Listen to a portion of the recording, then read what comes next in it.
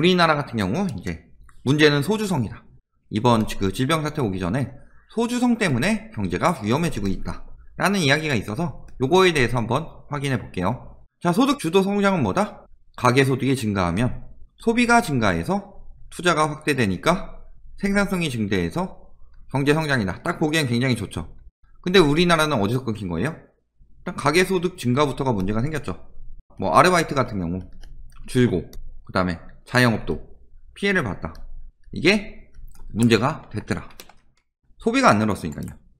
자, 그래서 지금 뭐 얼마 전에 나온 기사 보면 이 질병 이전부터 한국 경제는 체력이 약화됐는데 29년부터 있던 미국 대공황과 유사한 패턴이다. 그래서 반시장적인 소득주도 성장으로 일단은 악의가 느껴지죠. 경제 체력이 크게 악화된 상태이므로 위기 종식 후에도 어디에서 주장했다? 한경연 뭐 하는 데예요? 한국경제인연합회 기득권들이죠. 반시장적이다 이런 표현을 보통 쓰는 데는 정부에서 이런 규제가 들어가서 노동자들 뭐 권리를 올려주고 이런 건 반시장적이다.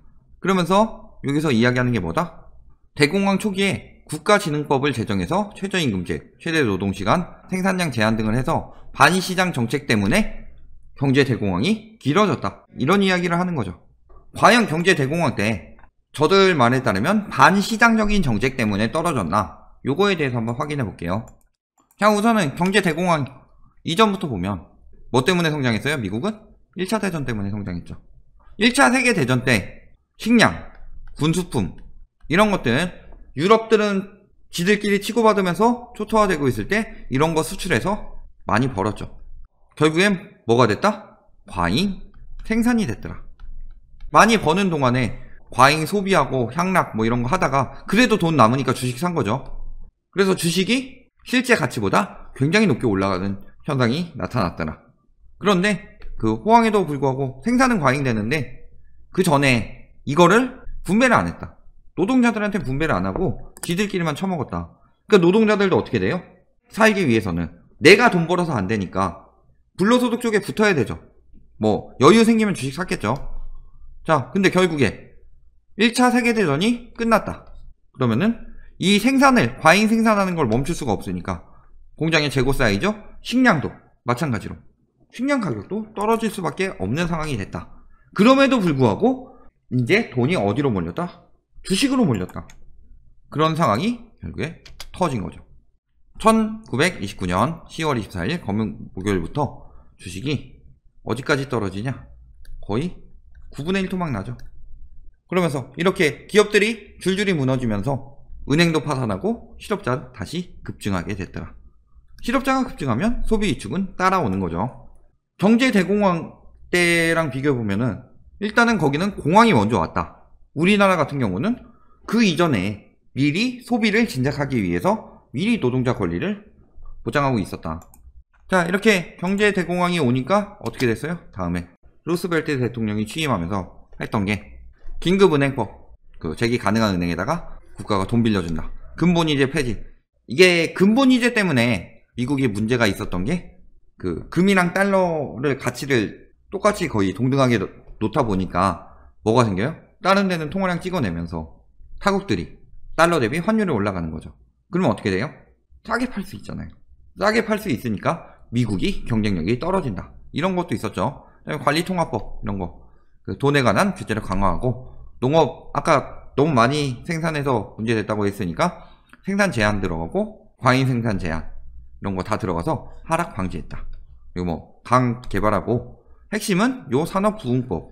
이 산업부흥법이 뭐냐? 첫 번째, 산업부문마다 공정경쟁 규약 작성해서 경쟁 억제하고 생산 제한 가격 협정해서 이윤 적정하게 하고 노동자들 권리를 보장하자. 단결권, 단체 교섭권, 최저임금, 최고 노동시간 규정 약속. 그 전에 어떤 수준이었냐? 산업부법 설명인데 결국에 35년의 위헌 판결 받았다는데 왜? 이 상황에서는 사실 이 산업부흥법 최저임금 이런 거를 지칭한다는 게 자본주의에다가 사회주의를 이념을 약간 첨가하는 거죠. 그러니까 반대가 심했겠죠. 특히 뭐 하나만 안 된다 하면 바로 반대 들어왔겠죠. 이때는 2차 세계대전 이전이니까 얼마나 그게 심해요. 이념 전쟁이. 그러다 보니까 결국에 그 위헌 판결은 받았지만 그래도 뭐 최저임금 등 일부는 와그너법으로 해서 이어졌다. 그래서 추후 수정 자본주의의 기틀이 됐더라. 자, 여기까지 들었을 때 산업부흥법 때문에 경제 대공황이 왔다? 첫 번째는 아니죠. 쥐들이 주식 거품 만들었으니까 경제 위기가 온 거죠. 자, 그리고 2차 대공황이 왔죠. 37년에. 이런 내용들이 있었는데 결국 얘네는 그 위헌 판결을 받게 되고 효과는 신통치 않았다고 하는데 사실은 꽤 살아났었어요. 근데 문제는 다른 곳에서 여러 가지 문제들이 있었죠. 자, 2차 대공황 이후 산업진흥법 때문이냐라고 하는데 대공황 극복했다고 금리는 많이 안 올렸는데 뭐가 문제였냐? 완전히 살아났다 오판해서 금리를 올렸는데 더블딥으로 빠졌다. 이거보다는 이거 인상한 게 문제가 컸더라. 지준이라는 거, 지급준비율. 그러니까 은행에서 어느 정도 일부 금액을 고정을 해서 둬야 된다. 예금을 나중에 예금자들에게 돌려줄 수 있게 이런 지급준비율 같은 거 인상하고 이런 것 때문에 한건 거죠. 거기다가 흉년, 10년간 흉년 있어서 장기적으로 불황왔고 대규모 공공사업으로 인해서 재정 적자 증가했다. 이거 일본 버블 때도 비슷한 일이 일어났었죠. 이런 것 때문에 경제가 무너졌는데 한경연에서는 이거 산업진흥법 때문이다. 우기는 거죠. 왜? 최저임금 올라가면 지들한테 안 좋으니까. 장기적으로. 자, 산업부흥법 권리 보장했었어야 해요. 당시 최저 생계비가 1,800달러였는데 평균 노동자 임금이 1,500달러도 안 됐으니까. 당연히 부익부 빈익빈 현상이 심화되어 있었다. 자, 만약 이게 일어나지 않았다라고 하면은 내수 소비가 돌아가겠어요? 최저 생계비가 1,800달러인데 1,500달러 이하면 내수 소비가 돌아가겠어요? 부익부 빈익빈 현상이 심화되면 심화될수록 내수 경제는 죽어가죠. 예를 들어서 부자라고 해서 밥을 5끼 먹고 하루에 50시간 사용하면서 문화생활도 2배로 즐기고 불가능하죠. 잠도 자야 되고 밥 3끼 먹고. 그러니까 더 많은 사람들이 소비를 돌게 하기 위해서는 더 많은 사람들이 소득을 확보를 해야 되는데 이게 안 되니까 산업부흥법을 시행한 거다. 우리나라 같은 경우도 소주성도 역시 비슷한 맥락으로 보시면 되겠죠. 물론 100% 잘했다고 지금 찬성하는 건 아니에요. 자, 그래서 최저임금의 기원 보면은 결국에 노동자들의 권리 보장으로 소비가 살아났다. 세계적으로 수정자본주의가 들어갔다. 예전 같으면은 어떻게 됐어요? 지금 하루에 16시간씩 일해도 최저임금 제도 없으면은 우리는 시급 2,000원 줄 거야.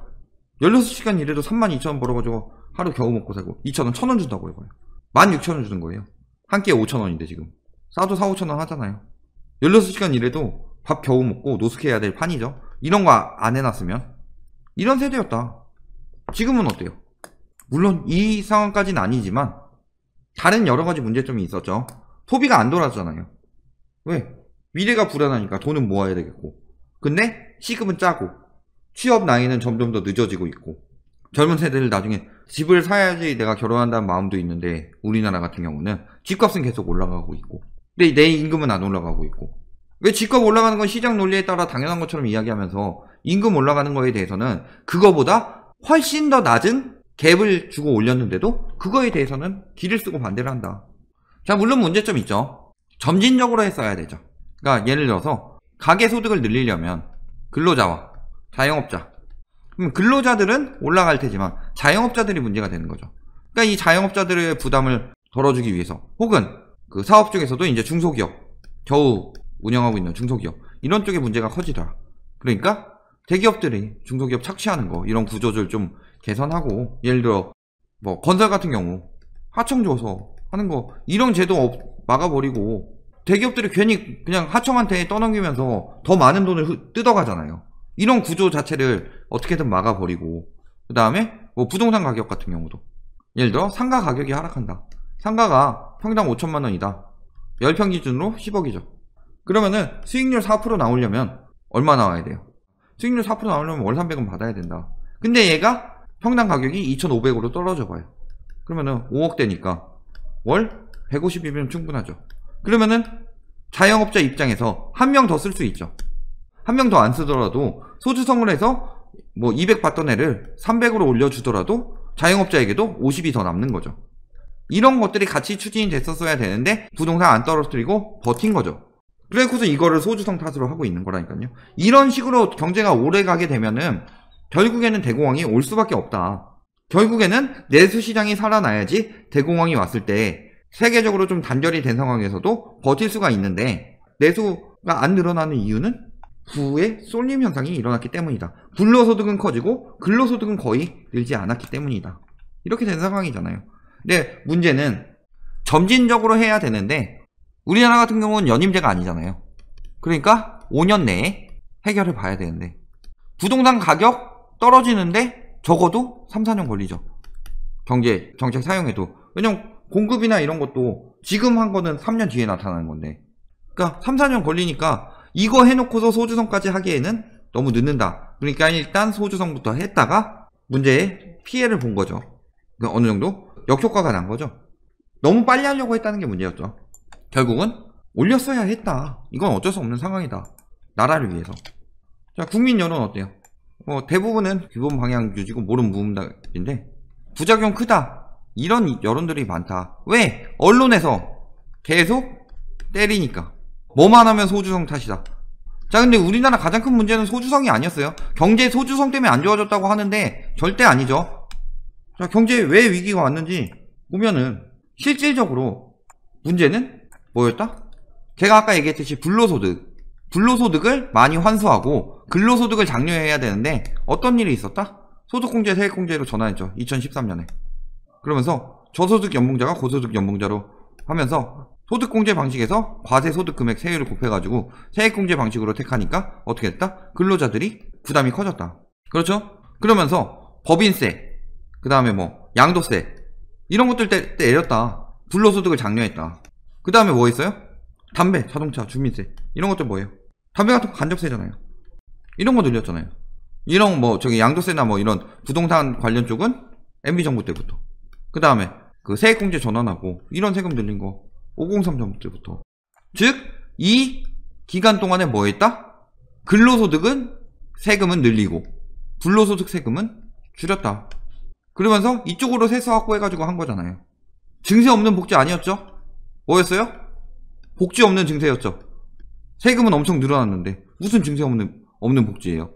이런 것들 다 하고, 기업들 봐주면서 법인세 인상 금기시하고, 양도세 축소해주고, 부동산 띄운답시고 투기 과열지고 폐지하고, 비과세 기준 완화해주고, 이게 양도세 과세 기준 완화, 소득세율, 법인세율, 상속세율 다 인하했다. 결국은 일하는 인간들한테 세금 더 내라. 자본 가진 인간들은 이걸로 배불리겠다. 이게 문제였던 거죠. 이것 때문에 경기가 이미 침체되고 있었고, 이후에도 건설사업 비중이 굉장히 컸죠. 부동산 띄워가지고 건설사업으로 경제성장률 띄웠다. 당연히 집값 비싸지니까 소비는 감소하고, 소득 같은 경우도 부담 커지고, 그 다음에 여기 비소비 지출 늘어나고, 여러가지 폐해들을 불렀었다. 그러니까 소비 진작하기 위해서 했던 게 소주성이었죠. 결론은 뭐가 문제였다? 경기 침체가 길어질 것이 예측하니까 저기 한경연이라는 곳에서, 왜? 한국경제인연합회니까, 곳에서 이거 소주성 때문에 그렇게 될 것이다. 아니죠. 결론은 뭐다? 그 전에 늘어난 부동산 가격, 그 다음에 저기 부익부 빈익빈이죠. 여기에다가 이거를 극복해 보고자 가계부채 땡겨서 한탕주의 생긴 거고, 이것이 문제였다. 결론은 요걸 해결해야 된다. 얘가 문제가 아니고. 지금 소주성에 대한 문제를 간단하게 한 장의 그림으로 표현하자면 뭐예요? 이거예요, 이거. 이만큼을 기득권이 처먹고 한 조각 가지고 자영업자랑 그 서민들이 나눠 먹는 건데, 서민들이 이만큼 먹었던 거 이만큼으로 늘려줬더니 자영업자들이 이걸 내놔라 할 생각을 안 하고 왜 우리 먹을 목을 줄이냐, 이런 얘기가 나오고 있는 거예요. 사실은 뭘 해야 돼요? 얘를 나눠서 잘 분배를 해야 되죠. 이렇게 극단적으로 쏠린 경제 구조는 결국에 문제가 생길 수밖에 없고, 우리나라는 이 극단적으로 얘네들이 계속 불로소득을 잘 쌓아가도록 만들면서 어느 정도 GDP는 확보했지만, 문제는 이게 커다란 문제로 다가올 수 있다. 그러니까 제가 저번에도 IMF에서 우리나라가 양호하다고 했는데도 더욱 위험하다고 영상을 올렸었던 것이다. 이렇게 생각하시면 되겠습니다.